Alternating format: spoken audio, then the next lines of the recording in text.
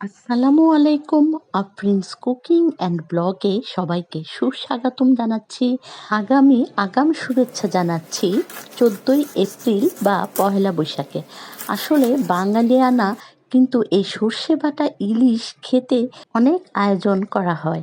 আজকে আমি খুবই সহজে সামান্য উপকরণ দিয়ে আমি সর্ষে বাটা ইলিশ করে দেখাবো। তো ভিডিওটি যদি ভালো লেগে থাকে, ভিডিওটি না টেনে খুব সুন্দর করে মনোযোগ সহকারে দেখতে থাকুন। আর প্রথমেই আমি এখানে একটি ইলিশ মাছকে প্রথমে কেটে নিয়েছি। তারপর আমি এগুলোকে চাকচাক করে কেটে নিয়েছি আর ধুয়ে ভালো করে পরিষ্কার করে ধুয়ে নিয়েছি।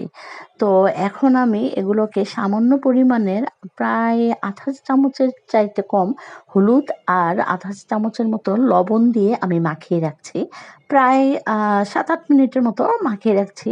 আর এদিকে আমি একটি কড়াই বসিয়ে দিয়েছি চুলায়। তো কড়াইতে আমি 2.5 টেবিল চামচের মতো তেল দিয়ে দিয়েছি। 4টি পেঁয়াজকে আমি কুচি করে রেখেছিলাম, তো সেগুলোও দিয়ে দিয়েছি।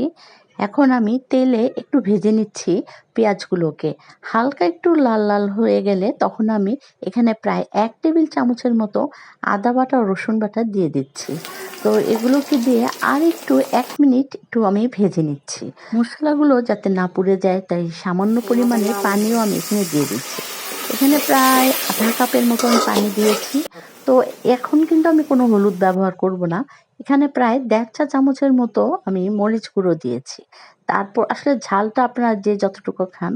তো আমি এখানে 1 চা চামচ পরিমাণের মতো ধনে গুঁড়োটাও দিয়েছি। তারপর 1 চা চামচের মতো আমি লবণও দিয়ে দিচ্ছি। তো এখন আমি ভালো করে মশলাটাকে কষিয়ে নিচ্ছি।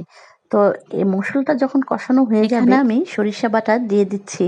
আর আমি লাল সরিষা আর সাদা সরিষা একসাথে বেটে নিয়েছিলাম। সাথে আমি 2টো কাঁচামরিচের সঙ্গে দিয়ে সামান্য পরিমাণে লবণ দিয়ে তারপর আমি বেটে নিয়েছি। তো এখন আমি এখানে 4 অথবা 5 টেবিল চামচের মতো সরিষা বাটা দিয়ে দিচ্ছি। তারপর সেই মশলাগুলোর সাথে ভালো করে কষিয়ে নিচ্ছি সামান্য পরিমাণে পানি দিয়ে। তো মশলাগুলো আসলে ভালো করে কষানোর পরেই তো সবসময় রান্নাটা ভালো হয়, স্বাদটাও নির্ভর করে। তো এখন আমি আমার মশলা যেহেতু কষানো হয়ে গিয়েছে, এখানে আমি প্রায় 1 চা চামচের মতো চিনি দিয়ে দিচ্ছি। তো আসলে চিনিটা আপনারা স্কিপ করতে পারেন। তো আমার কাছে খুব ভালোই লাগে সরিষা বাটার সাথে চিনি দিলে। তো 1 চা চামচের মতো আমি চিনি এখানে দিয়ে দিয়েছি। যেটা আসলে মিষ্টিটা বোঝা যাবে না। কিন্তু খেতে কিন্তু ভারী টেস্ট হবে। তো এখন আমি আমার মসলা যেহেতু ফাইনালি একদম কষানো হয়ে গিয়েছে, তো সেই লবণ আর হলুদ দিয়ে যে মাখিয়ে রেখেছিলাম ইলিশ মাছের চাকগুলোকে, তো সেগুলোকে আমি আস্তে করে সুন্দর করে বিছিয়ে দিয়েছি। তো মাছগুলো দেওয়ার পর কিন্তু বেশি করে নাড়াচাড়া করা যাবে না।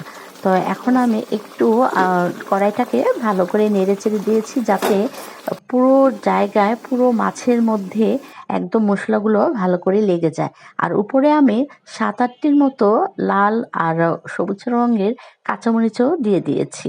তো এই পর্যায়ে আপনারা টেস্ট করে দেখতে পারেন লবণটা যদি লাগে তো আপনারা দিতে পারেন আর নয়তো দেওয়ার দরকার নেই।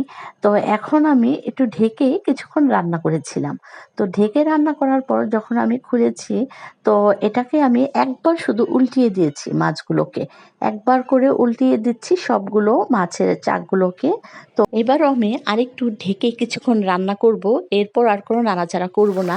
তবে এর উপরে আমি একটা সরিষা বাটার ঝাঁঝ আনার জন্য এখানে আমি সরিষার তেল উপরে দিয়ে দিচ্ছি। তো আরও কিছুক্ষণ রান্না করার পর ঢাকনা খোলার পর দেখা গেল যে সরিষার একটা সুন্দর ঝাঁঝ আসলে গ্রান এসেছে নাকে। আর ঝোলটাকে একটু গ্রেভি আকারে নামিয়ে নিয়েছি। তো হয়ে গেল খুব সহজেই সর্ষে বাটা ইলিশ। আর রেসিপিটি কেমন লাগলো সেটা কমেন্টে অবশ্যই জানাবেন।